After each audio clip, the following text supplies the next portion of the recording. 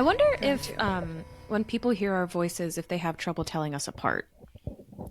I wonder that too. Because, well, here's the thing. I don't think they have trouble telling us apart because we both have such specific speaking cadences. Yeah. But, like, I mean, unless you watch us on YouTube, you're not going to know, like, which voice goes to which person. Oh, Well, see, if now you've I'm only low. ever listened and you haven't watched, I need you to know I'm a 10 out of 10 and do not go to YouTube. I'm a fucking dime if you keep me in your ears.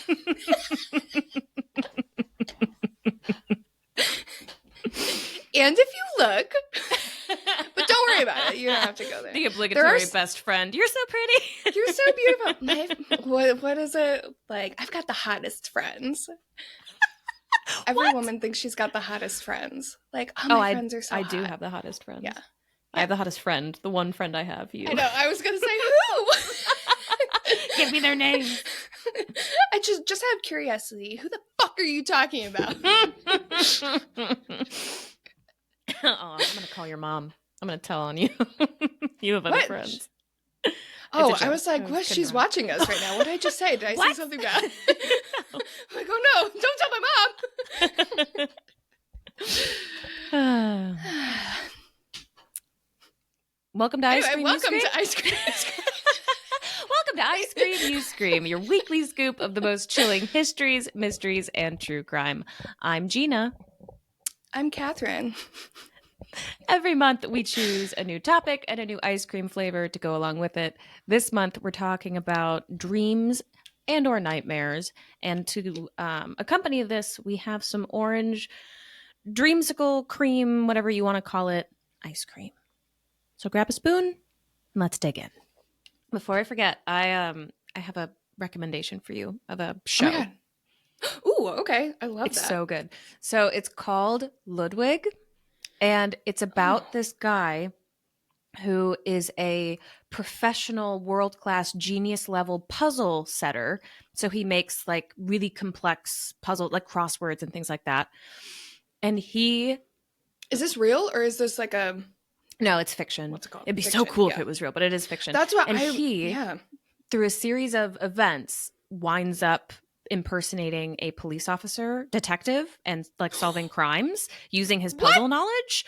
Oh. And it is so good. It's so good because it has all of the hallmarks of like a great, every episode there's a different murder and they have to solve it. And like this crime is impossible. How could it ever have possibly been done? And then he cracks it kind of thing. But also the guy who plays Ludwig, like the main character, it's David Mitchell. I can't remember if he's big back at home, but he is fucking hilarious. I recognize the name. Funny. Let me look him up real quick because I feel like it's a great mix of interesting puzzles basically. Plus I know funny this guy. Comedy. Yeah. Funny. Okay. Yeah, that sounds really interesting. Highly recommend. I think there are 6 episodes. They're about 40 minutes to an hour a piece. Tom and I binged all of it within like 3 days. Okay, cool. That sounds like something Phil would like. It's not rated R. So I don't know if he would like it. That's only for horror. That's only for horror. Yeah. Okay. Well, then yeah. Love how immediate, like, you know the score. I know my audience. That's so funny.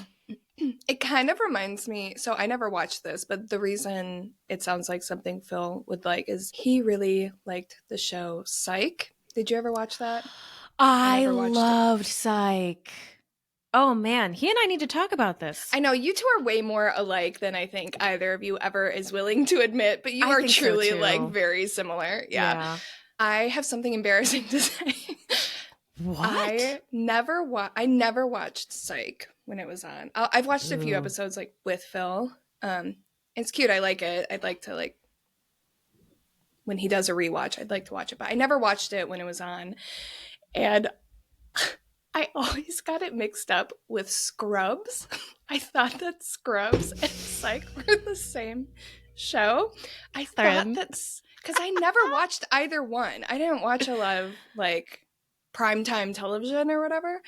And I always thought that Psych was about like a psych ward in a hospital. Oh. Do you know what I mean? Okay. And so when he was talking, I literally just found out it wasn't like a year ago. When he was talking about it one day, he was like, oh, you'd really like Psych. You know, it's about, you know, blah, blah, blah. He gives me the synopsis. And I was like, I don't remember what I said, but I was like, I just don't really like medical shows. He's like, what the fuck are you talking about? I would have loved to have like, seen his Psych. face. It was exactly like what you think it was. But yeah, I just like, all I knew was these two best friends like have a like funny banter, shenanigans ensue. Like that's what I knew that's about. the premise of both of those shows. Yeah, that's what I'm saying. And that's all I Yeah. knew about Psych / Scrubs. So like I thought they were the same thing, and I feel dumb thinking that. It's so weird when that happens. You feel like the entire world is a lie. I know. Almost like you're living a nightmare. Yeah, I have no idea what this is about. I've never heard. I feel like every time you do an episode, I've never heard anything about it. Scott and Yarmila Falater, awful last name, hate it, no offense. Yeah, I'm not going to say it again. They were perfectly happy couple, 2 kids, nice house. They met in high school, got married shortly after college, I think. They both, you know, graduated. I almost said really well. What's it called? They graduated so hard. They got good grades. Yeah, they got good grades. They both got master's degrees. They were very well educated, just normal kind of suburban family. He was an engineer who worked at Motorola, and she was a stay-at-home mom. Damn, that is like House with a White Picket Fence. That's exactly what it was. Just like a suburban dreamland, if you will. Their 2 children were named Michael and Megan, and they were, I believe Michael was 12 when the story took place, and then Megan was a few years older, and I couldn't find how old she was, but like early teens. I'm guessing like 14, 15. Happily married for 20 years. Never really, there were no reports of any like issues in the marriage or anything like that. They were just like your average happy family, as these stories always start out. Yeah, this is giving me feral vibes, which is freaking me out a little bit. It takes place around the same time. I think it takes place the following year. Yeah, but very different story. But yeah, around the same time.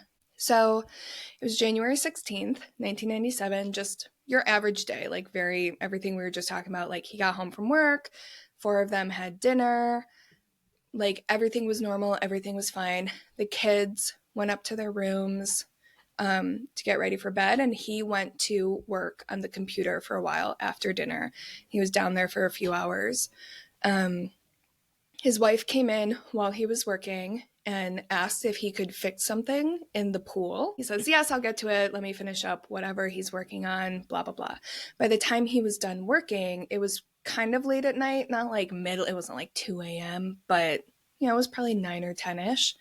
And she was asleep on the couch. So he wakes her up, kisses her goodnight, apologizes for not fixing it, says that he will do it as soon as he gets home from work tomorrow, goes upstairs, gets ready for bed, and goes to sleep. Around like 10:30 or 11-ish, their neighbors, Stephanie and Greg, were getting ready for bed when Stephanie said she heard someone kind of crying and moaning somewhere outside. And she's confused. She's like, it didn't sound like they were hurt. They was just like weird noises coming from outside, basically. Which is my biggest freaking nightmare. Like if anything happens, unless someone's screaming help, I like do not check to see what's happening outside. Like I'll check, like I'll like, you know, whatever through the window, but I am not going out there. Yeah, and I always try and like hide so that I can see out, but nobody can see in, just in case. Yes. I will say I should immediately retract what I just said, because there have been a few times where I'll like hear something a little sketch, but it's always in the daytime. Like if I'm going to go out and check something, it's in the daytime. But I guess it's different if there's 2 of them together. I'm thinking like I'm alone. I don't want to get like caught in the middle of something. But I guess if Phil was around, I would, You know what? I'm going to take back everything I just said. I would do exactly what she just did because she sends Greg outside to check what's happening. I would do the forgot same that part. thing. Yes. Yep. That is what I would do. Yes. Mm-hmm. So he goes outside to check. He hears the sound coming from, sorry, I'm saying the last name again, the Falater's yard. And so he looks over and sees Yarmila lying on the ground. But it's not clear. It's late at night, so it's dark. I don't know. There may have been a fence too. Vision was obstructed. Like, he couldn't totally see what was going on. He did state that at first he thought they were just getting it on in the backyard. Like, that's what was, like, he could hear someone moaning, you know? So he, like, wasn't really, he's not trying to, like, run over there or whatever. He thinks, you know, he doesn't know what's happening, right? So. Well, your mind wouldn't jump to someone's being hurt, would it? Because, like, you know these people. Right. They're your neighbors. They're neighbors, and like we said, like, this is a proper suburban neighborhood. Nothing really happens there. It's a safe space. Like, you know, he's not like, oh God, oh no, she's lying on the ground. Like, he doesn't know what's happening. So she's moaning. It's all strange. He's not sure what's happening. Then he sees Scott very calmly and, like, without much fanfare, just very kind of going through the motions, come out of the house.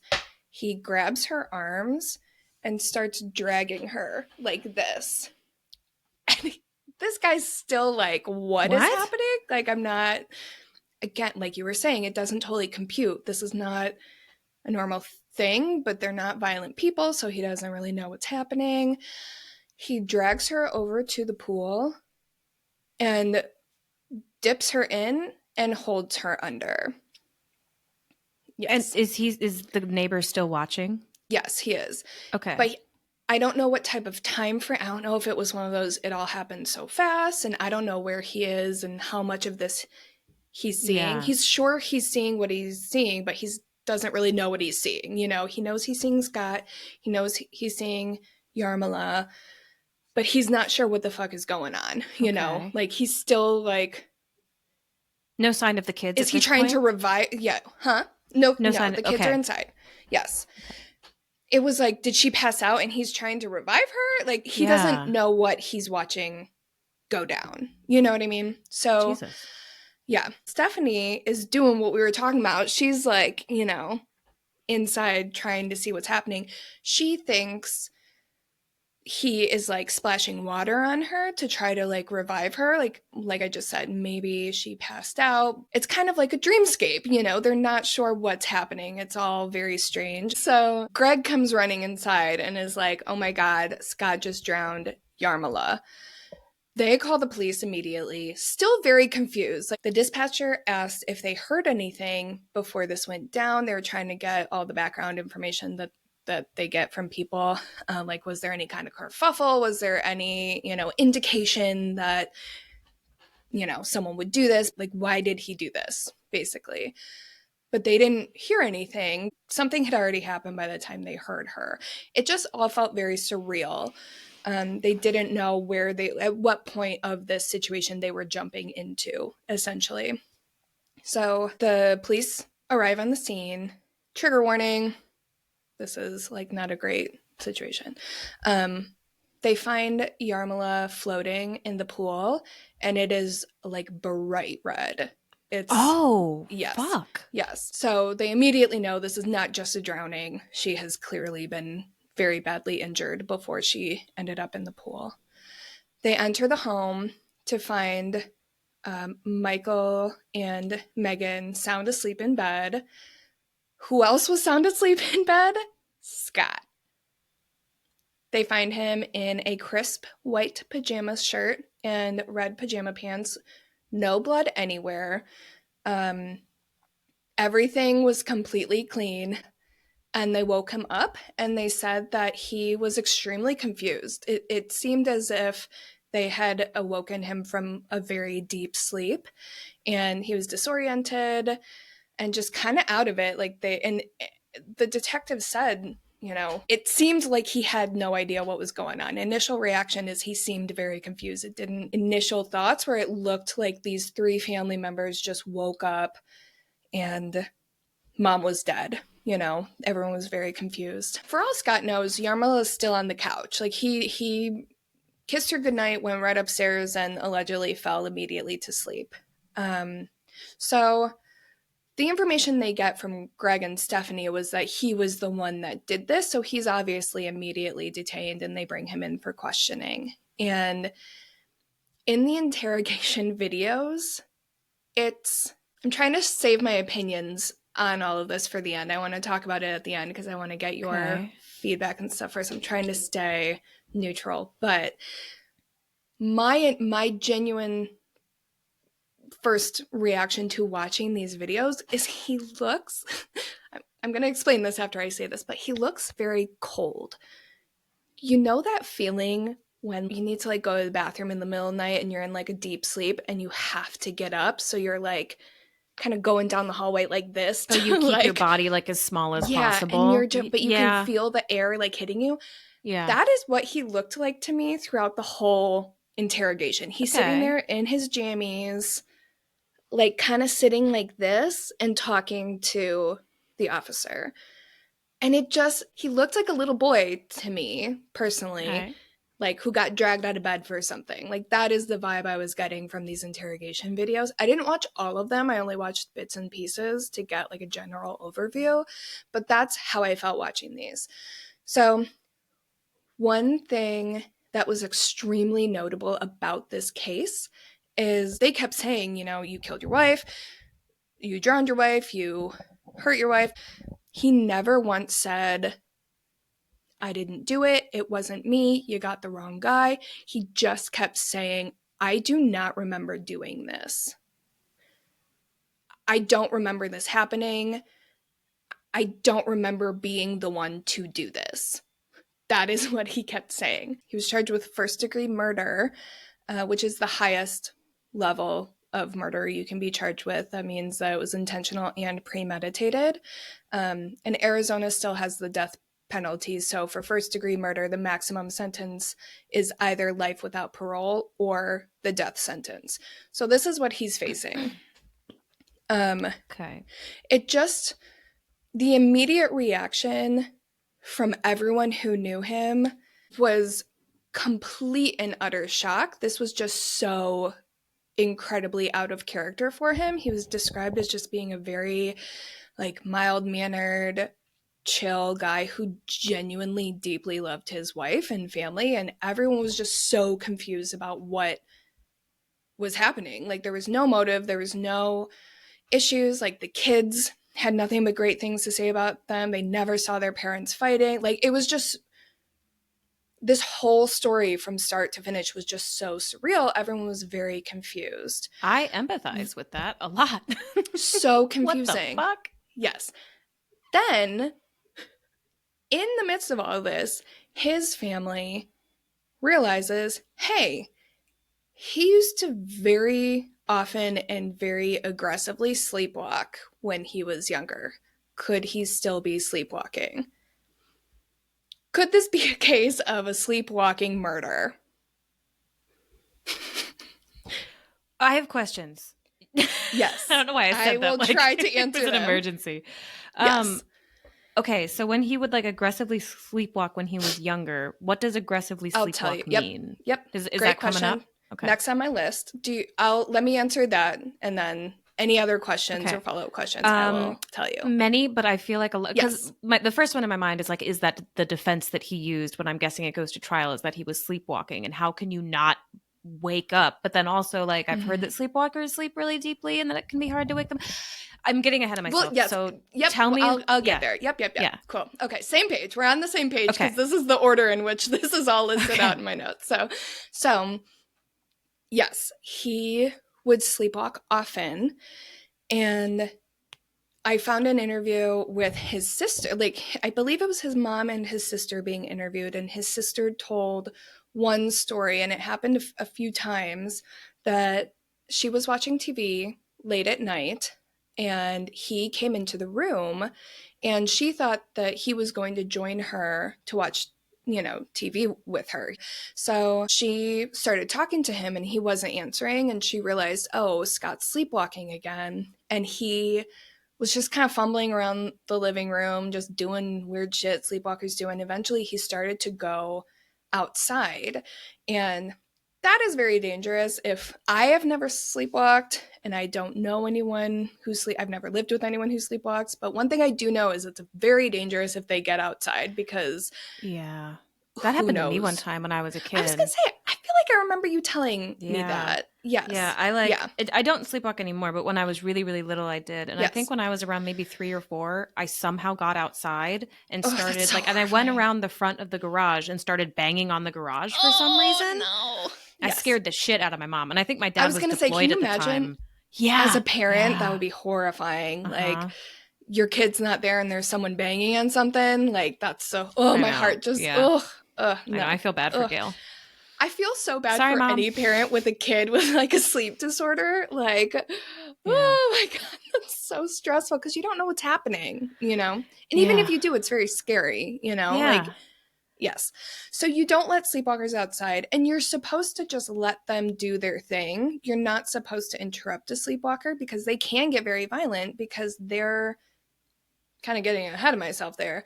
But like, there is no logical thought. Like, the brain is just operating on like a survival level because they're not able to reason. You're asleep, you know? So she sees him trying to get outside and she's like, oh shit, like, he can't go outside. That's dangerous. So she goes and tries to guide him away from the door, and he grabs her by the shoulders and throws her across the room. Oh shit. Yes. Yes. And she said specifically, this like gave me chills. She said in the interview that when he was doing it, his face, she couldn't recognize him. She said the look on his face looked almost demonic. Like, it was like he was so like mad at her for touching him, you know? But then he woke up the next day and couldn't remember a thing, you know? So that's terrifying. Isn't that so scary? Yeah. So his family was 100% like, this is what must have happened, because that does not make sense that he would consciously choose to murder Yarmila. He loved her. You know, there was no one ever had any question that he could ever do this. So can a sleepwalking defense actually get someone off in a court of law? The answer is yes. The sleepwalking defense has been used multiple times. I'm not going to go into the other cases because part of the reason I'm not going to be able to go as deep with this story as I would like to is I spent so much time falling down rabbit holes. But this defense has been used plenty of times, and it has actually found someone innocent. I think there was a man in Canada, I don't remember his name, but he was found innocent based on the sleepwalking in like defense. A similar situation, like he had killed somebody. And yeah, I don't remember exactly what happened. I looked at so many that I'm getting them all like mixed up, but it has gotten people off before, basically. But one of the discussions that is kind of had around it is specifically in America. I'm not going to talk about like other jurisdictions. I don't really know. Basically, the question is whether or not there are adequate legal discussions around sleep disorders. Basically, are juries going to be well equipped enough in understanding sleep science to be able to fairly consider someone either guilty or innocent based on the sleepwalking defense? So there was a huge discussion around that when this case was happening, but there still is. I mean, we haven't. Sleep science is one science that has certainly advanced. All science continues to advance, but it is one space that is still very misunderstood. And, you know, the fact that we're doing a whole month on like, ooh, dreams, and is this real? Is this not? It's like, we wouldn't be doing that about heart health. You know what I mean? Like, it's just still very misunderstood, you know? Yeah. Join us for Cardiac February. Yeah. Are heart attacks real? They are, just FYI. They are. Just in case. I don't want any hate mail. We know they are. So on top of this, like, you know, do legal teams / juries / judges have enough understanding on this to have a fair verdict in these situations? But there's also a lot of rules about what type of evidence and what type of information is permissible within certain cases.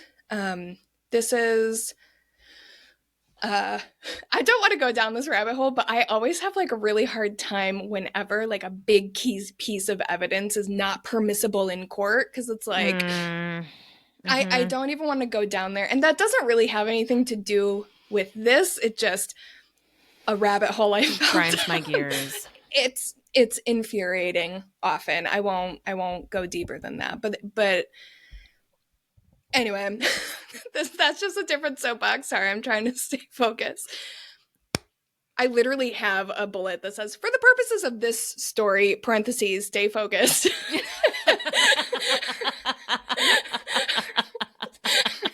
Because I get so like, whew. Okay, I'm literally going to just read what I have written, because otherwise I will like go off the deep end. Okay. So, according to a law review from Boston University that I found that was very interesting, I should actually link it. Let me make a note to link it, because it is a good read if anyone's interested in this. Quote, expert witnesses and their scientific evidence must undergo a separate evaluation based on legal principles and established law of what is reliable science. In most jurisdictions, judges are the powerful gatekeepers of scientific evidence, and may exclude all or part of an expert witness's testimony or prevent the expert from testifying at all. So far, we are saying judges have the final say in who gets to share what, basically. That seems safe. Yeah. Yes. Yep. And then they say, who? Yeah. Then this is all still a direct quote from this. I should have trimmed this down a little bit. I'm sorry.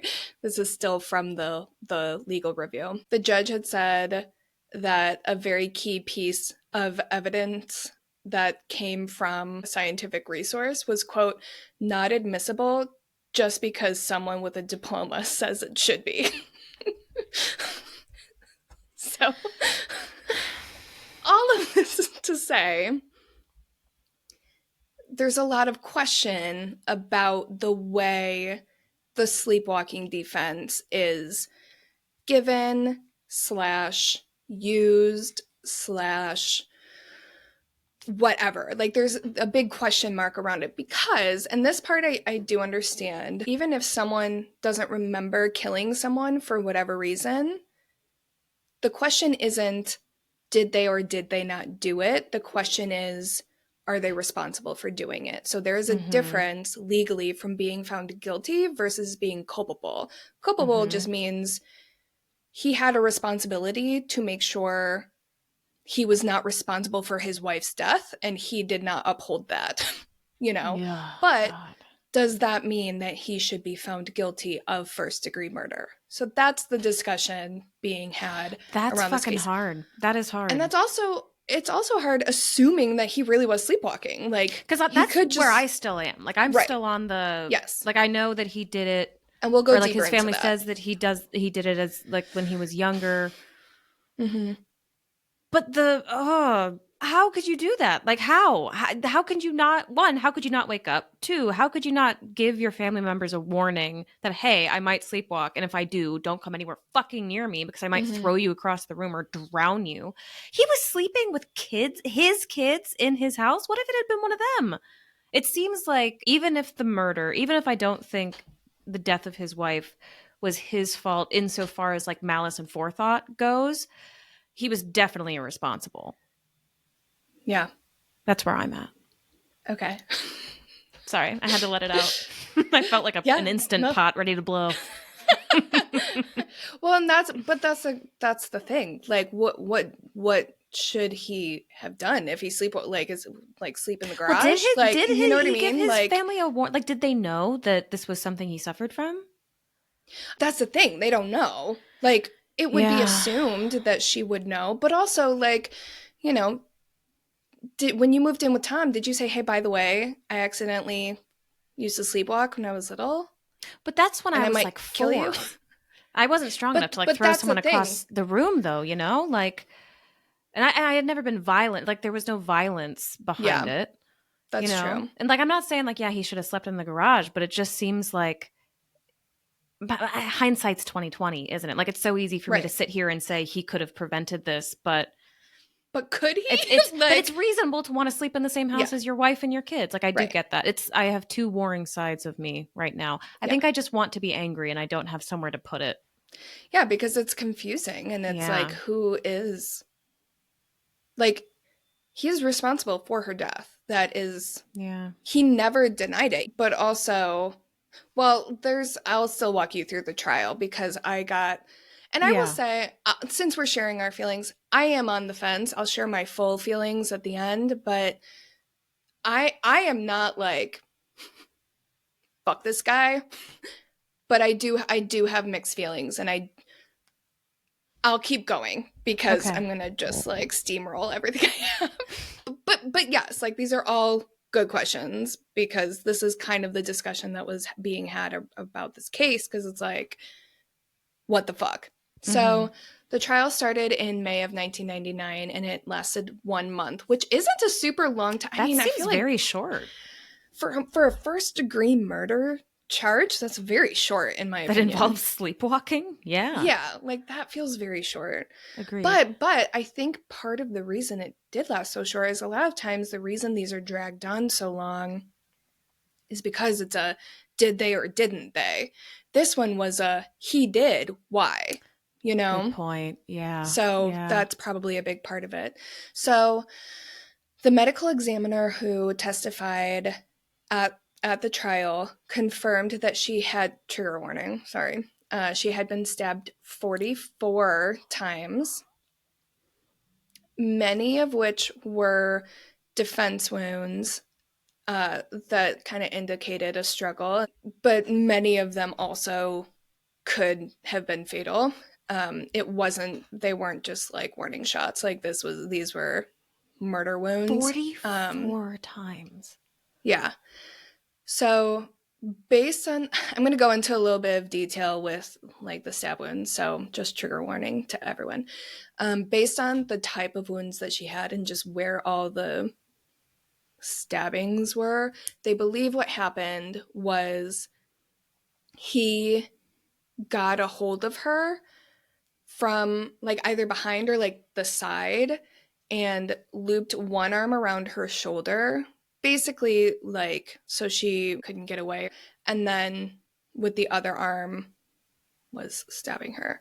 The defense brought in 2 sleep experts, and they both said that based on interviews with him combined with, you know, the medical examiner information and just, you know, the blocking and understanding of where everything was and how everything happened and like the way in which things were described, like, you know, the manner in which he was dragging her to the pool and like all of these things, it is possible that he could have been sleepwalking.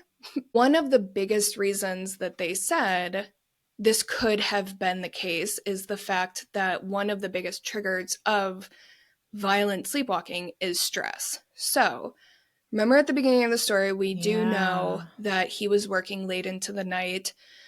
It is important. This is another one. I feel like I keep having very like 90s relevant stories, but this was before you had like your email come up on your phone and you would real quick shoot off a reply and then go back to dinner with your family. If he was working late into the night, that means that there was probably something big going on. He had to like go and be on the computer and like really work through some shit. This was 1997. You left work at 5 and you went back at 9. There was very little, like, unless you had a very stressful job, no one was really working at home. Yeah. That could have been an indication that he had a very like high stress situation going on. I got a little extra with this one because I'm so like deeply invested in my feelings on this because I don't know fully what they are yet, but I looked up the financial performance for Motorola in 1997. I love you. Tell me about it. And they were not doing well. They were not doing well, particularly in January of 1997. They performed very poorly and like very far under what they wanted to. And this is a tech company. No offense, but tech companies, you're not like great to your people when finances are involved. They're very quick to give you the axe if you're underperforming. So all of these things could have very easily led to a very stressful sleep situation. I'm just laying out, like, these are all things that the defense sleep experts were pointing to and saying, like, he could very easily have been abnormally violent. Like, back to your point, maybe he never sleepwalked ever again after that one instance, but now, like, it's re-triggered due to the amount of stress, or like whatever. Basically, they were just saying there's a lot of like unknowns, but a lot of possibilities, basically. What they believe happened was that he was already asleep. Maybe he was sleepwalking already, and Yarmila just didn't know that he had fallen asleep so quickly. Interrupted him, violence ensues. Because again, like, when you're sleepwalking, you go into the defense mode. You don't know what's actually happening. On the flip side, the prosecution also had a sleep expert. He argued that yes, the initial act of violence, it checks out. That is expected in a sleepwalking situation. Very aggressive and very extreme, but could be explained. The second act of violence, the fact that he dragged her to the pool and held her underwater, was extremely unlikely, because when sleepwalkers get violent, it's often because they are interrupted in some way. The fact that she's lying on the ground completely unable to do anything, and he comes back for a second round to basically finish her off, extremely unlikely. And kind of unexplainable was his argument. They also said that they had found clothing and a hunting knife in a trash bag on the premises. And he was sleeping while he did that. Mm-hmm. That's suspicious. That's suspicious. It is suspicious. And that, I will say, again, like, I'm trying to, like, regulate my feelings on this because I still don't totally know what they are. That is one piece that I'm like, that is damning evidence. I will admit to that. Yes, that is, like, kind of indisputably, like the puzzle piece doesn't quite fit here. Yes, that's a stretch if you're trying to claim sleepwalking. Yes. So basically, what would have needed to happen, let's say he was sleepwalking. She interrupts him. He gets the hunting knife from somewhere. Like, where was it being kept? Like, it would have needed to be, like, on a table in the room, which maybe it was. Yeah. He would have needed to easily access a hunting knife, which is a weapon that can do a lot of damage, hurt her in such an aggressive way. Now, to your point, you asked earlier, like, how could he have not woken up? That is a thing that is a question mark, because, like, you would think that he would, right?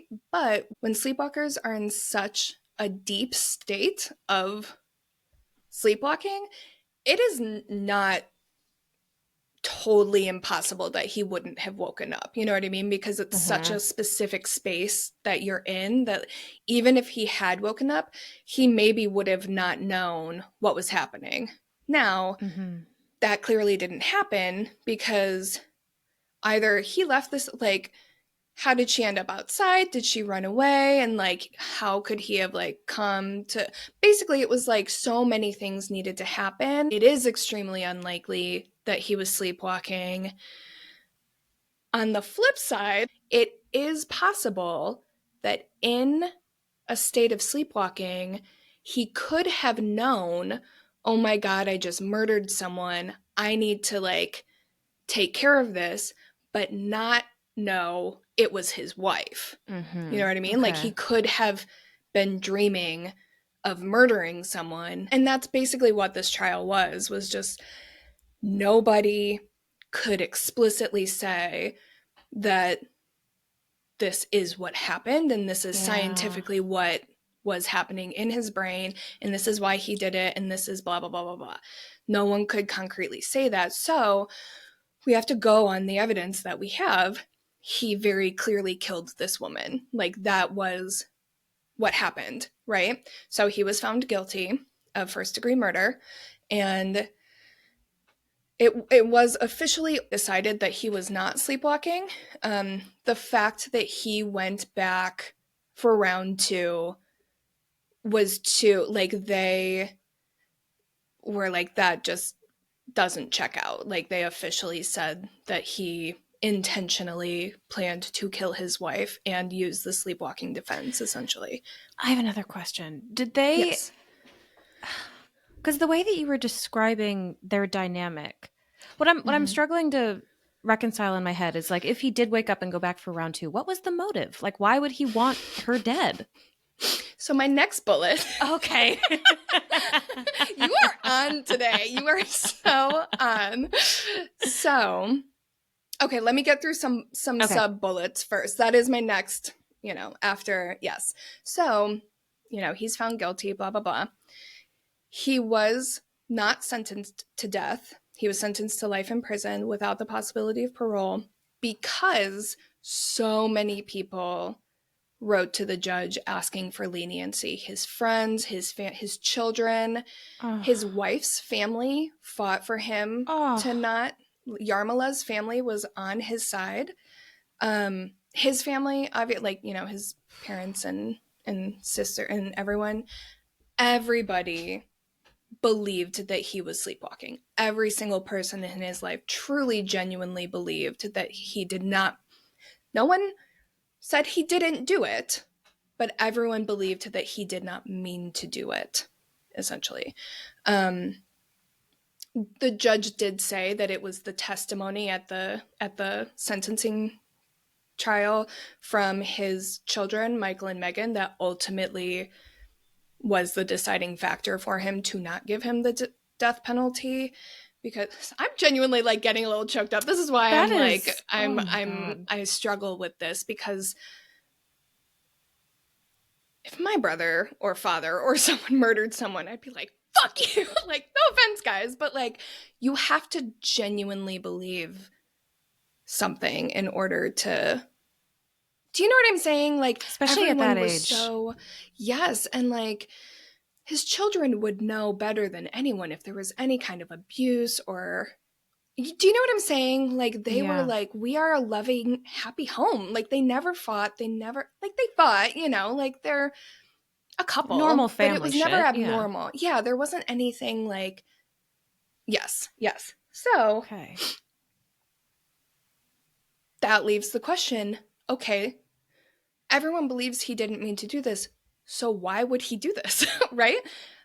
Scott maintains, I'll get to the official answer in a second. Scott maintains to this day that he does not remember doing this, and he had no intention of killing her, and it was an accident, and he had no idea it was happening. Official court documents say, quote, "The question of motive remains unanswered." Well, there we go. We don't know. We don't know. The only thing anyone can think of is sleepwalking. There have been, friends of friends coming in and saying, like, oh, well, maybe it was this, maybe it was that. But, like, there are so many, nothing was ever proven. There was never any evidence of anything. Some people said she wasn't as active in the church as he was. So there was some, like, gossip on whether she was, like, thinking of leaving the church. But no, that's like, oh, maybe this could be it. It's never been. That's a stretch. That's a stretch. I mean, that's a stretch, yes. In my opinion, I should say. Yeah. I don't know what kind of church. I believe they were Mormon, which I know is pretty. I'm pretty sure they got the 10 Commandments there, too. But, like, that's the thing. Like, don't fucking murder if you're your going wife. to leave the church, like, arguments, yes, maybe divorce. I don't know. But, like, mortal sin? Her 44 times. Yeah, like, that's. Yeah. I do not believe that. I genuinely don't believe that. The aftermath of this, it just is, in my opinion, a heartbreaking story for whatever reason. Whether he meant to do it, I almost think it's more heartbreaking if he didn't mean to do it, because then it's like, this poor guy accidentally killed his wife. Like, oh my God, that's heartbreaking. Yeah. But also heartbreaking if he did do it, because then it's like, why? He showed no signs of like mental health issues or disorders. He showed no, like, a lot of people in like comments and stuff, when you watch the videos of him, a lot of people say like, ooh, he looks like a smarmy little gross guy. He totally did it and blah, blah, blah. And it's like, there are parts where he'll be sitting there kind of like, not like, you can hindsight is 2020 basically. Yes. Like if he was just sitting there acting the way he was, not on trial for murdering his wife, it's like I wouldn't really think anything of it. You wouldn't look at him and be like, that guy killed his wife, you know what I mean? But that reminds me of have you seen Gone Girl or read Gone Girl? I pretend that I do and actually have not. I have had so many conversations about that story and I never actually saw it. So there's one specific part of it where the premise is like there's a guy, his wife goes missing. They think he did it. Oh, I'm aware of the I've pretended many a times. Like and he's at, I don't remember what it is. If it's like it's some kind of thing where like press are there, people are taking pictures of him. Mm-hmm. And he, like, at the last minute panics and smiles because it's like a reflex when you take a picture. Yes. Yep. And so, like, and then you're like, oh, shit. And then everyone thought that he was guilty because of that. But he didn't mean it that way. It's just like your body does things that you can't control sometimes. I was literally, when you are feeling something so hard, your body naturally, there's a phrase for this. If you know what it is, send us an email. Your body naturally does the opposite to regulate your body. Oh. That's why that happens. So if you're so panicked and so scared, you laugh. Because your body is like, make it stop. So it like swings. That totally makes sense. Yes. I didn't know the science behind it. That's interesting. Yeah, that's the thing. I Googled it because I was like, why do I always laugh in weird situations? And that is why. That's why when we are talking about a very horrible story, we'll be like, that's what's happening. That's why we do that. Yes. Yeah. Okay. So I've never read that book, but have you heard of the Gone Girl case? I'm going to do an episode on it at some point. Did I? I think I told you about that documentary. You did, yeah, and I have not watched it. Did you ever watch it? And I know very little about the case. I know that it was compared to Gone Girl. I know that's why they called it. They literally called it that. Yes, but I don't know any of the details. Yes. So they called it that. Which is, well, we'll do an episode on it. We'll do an episode on it. Stay tuned. Yeah, because it's another one but that was part of it. Like, people were acting weird, but not. Like, if you understand that principle, like, it's not that weird, you know? Mm-hmm. But it's the court of public opinion. Once you see a 10-second clip, you must know the whole fucking story. Yeah. That's another soapbox I'm not going to get on right now. But, so anyway... Yes, a lot of people hate this man and are like, fuck this case, he's obviously lying. But it's because of things like that. Like, oh, he didn't act the way that I would expect him to, therefore he must be a piece of shit. His son, Michael, has been pretty active in the media once he grew up and was an adult and could process and all of these things. And he, to this day, maintains that he doesn't believe that his father meant to do it. He just could not see it happening. And he doesn't seem like he's in denial. I watched a few interviews with him and it wasn't like, he didn't do it. It was very calm, very logical. Like, here are the reasons why. Like, he just simply, I believe he didn't do it. He just maintains that. And they all still have a relationship with him. His family visits him in prison all the time. Michael, a quote that I got from I didn't get it from him, but I found, it just broke me. He said, quote, he has apologized profusely because even though it may not have been on purpose, he does understand that he is the reason she is dead. And he just went on to say that, you know, it took a while, but we all forgive him and they all still care about him and, like I said, visit him, and they trust that he didn't mean to do it. And I think it took a while because, like, again, this man is the reason their mom's not around, but they understand why, or they believe why. And there's really no end to this story. There is no final, there's not really any closure. They just kind of have to trust that he didn't actually do it. If he did, well, you know, he got the life in prison. He'll never be out. So, you know, there's that if he is lying.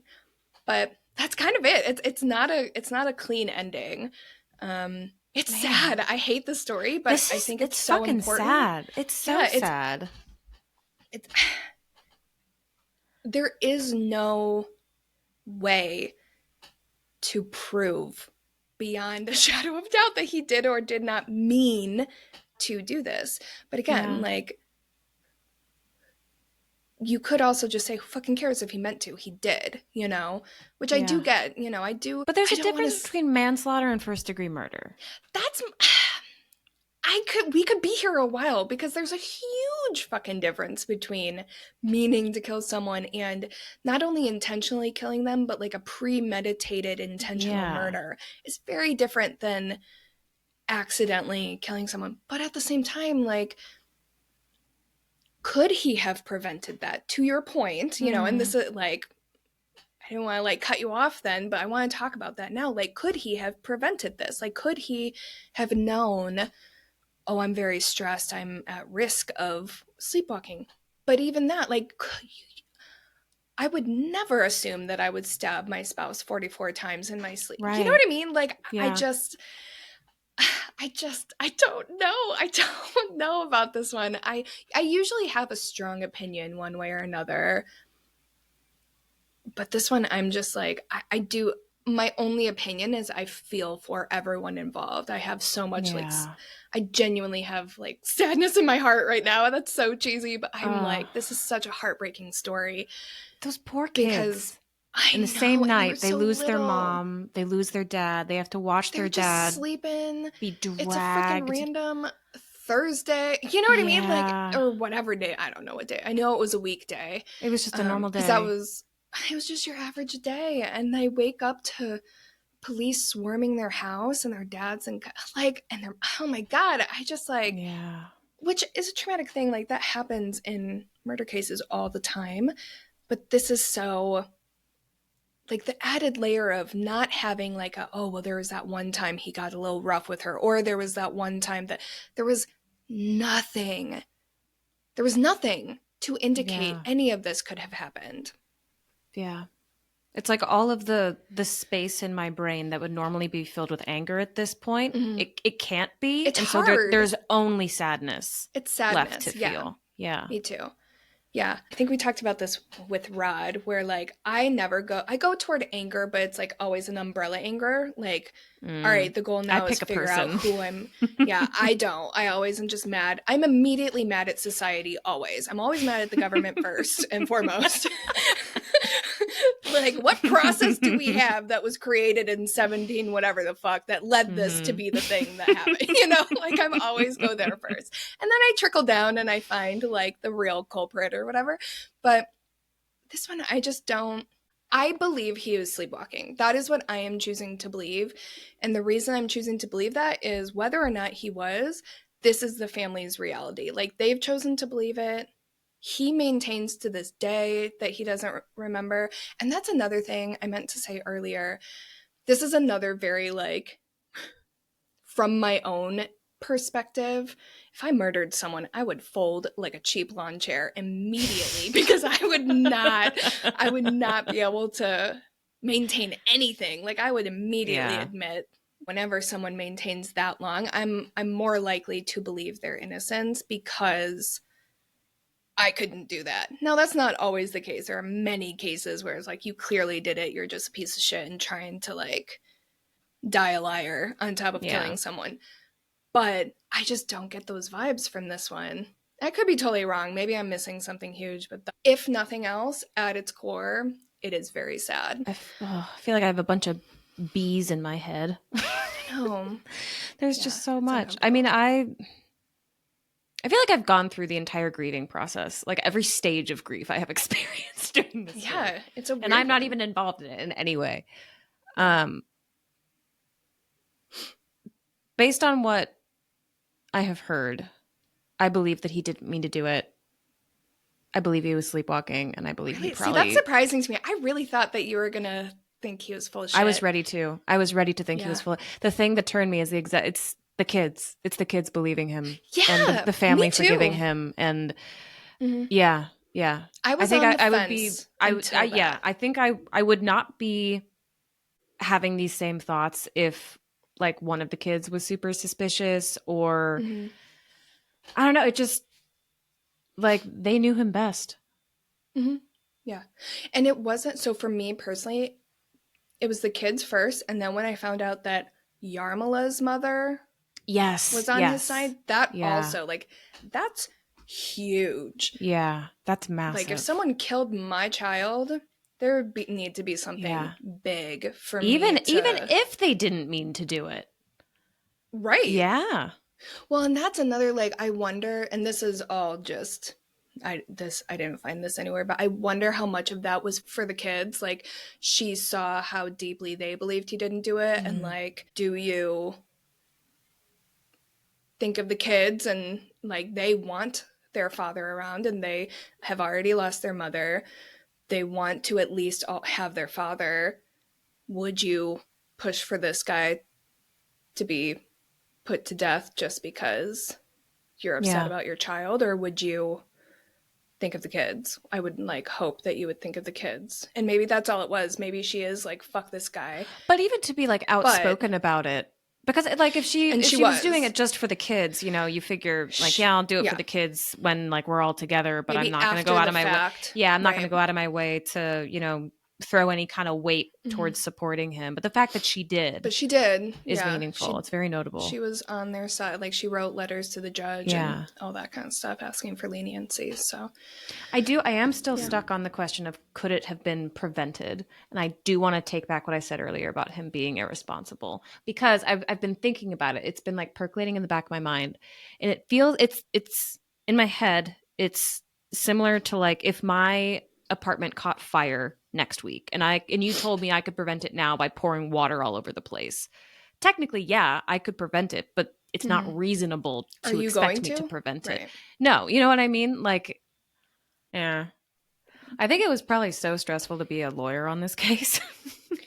Yeah, I would be interested to like, not to take anything away from the stress and pain that the people actually involved in it felt. I'm sure it was a living hell.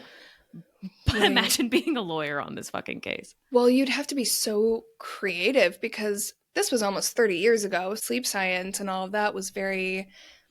I feel like it wasn't... Obviously, sleep studies and things like that existed back then, but it was very woo-woo. If you went in for a sleep study, it was like... fuck are you doing? You know what I mean? I remember when I was in high school, one of my friends had to go in for a sleep study and we all made fun of them. Yeah, because which I would never do now, but when I was 14, I'm like, man, you know? I should go get a sleep study done just to see what's going on, you know? Yeah. But yeah, if you were interested in your sleep health, you were a freaking hippie weirdo, basically.